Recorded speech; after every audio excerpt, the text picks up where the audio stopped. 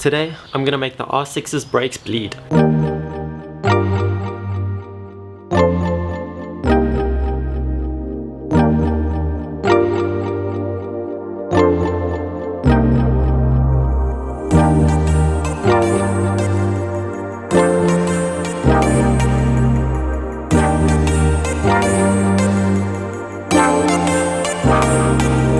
So the R6 currently can't run because it's naked. We are waiting for a throttle cable that's going to take a few days to get here.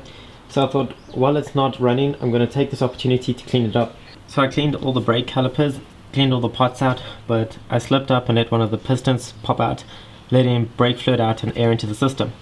So now the lever is all spongy, it can pretty much touch the bar. So that's why we're going to bleed the brakes today. I wanted to do it anyway because the fluid's looking quite dark. We're going to do the front and the back. So to bleed the brakes, we're going to need brake fluid, a container to collect the old brake fluid, a spanner to crack open the bleed valve, clear tubing. First things first, we're going to cover everything surrounding the brake reservoir, because if any brake fluid gets on anything, it'll pretty much kill all paint. So it's a good idea to keep it covered just in case anything splashes, because after all, you're not going to plan on splashing,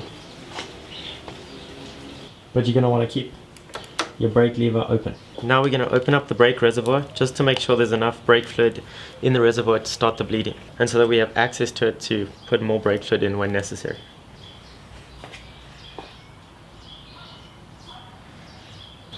Okay, so there's enough in the reservoir to start bleeding, but I'm going to leave the cap on while we start bleeding just in case anything splashes out, it doesn't get on the bike, even though it's covered.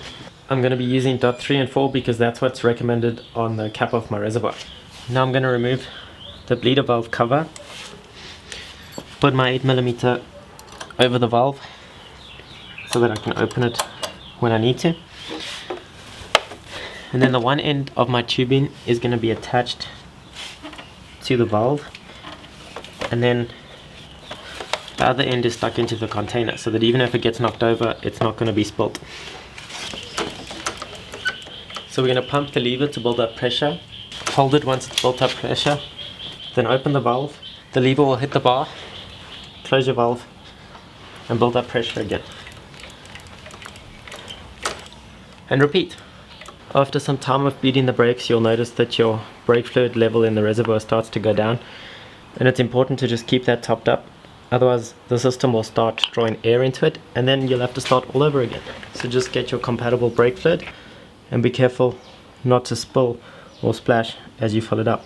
So after a while of doing that, you'll notice that the brake fluid color starts to become clearer and cleaner because the new brake fluid starts to come through, and that there are less bubbles in the pipes, which means that you're getting all the air out of the system, as well as now brake lever won't touch the handlebar anymore, and it's starting to feel stronger. And now we're going to move to the other side, the other caliper, and repeat the process.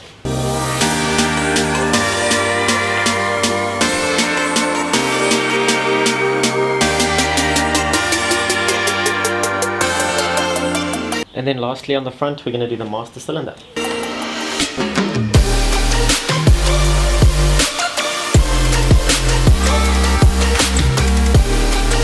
That feels much better.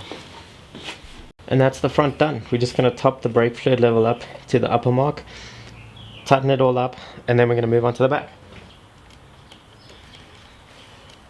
And now we're going to repeat the same process on the back.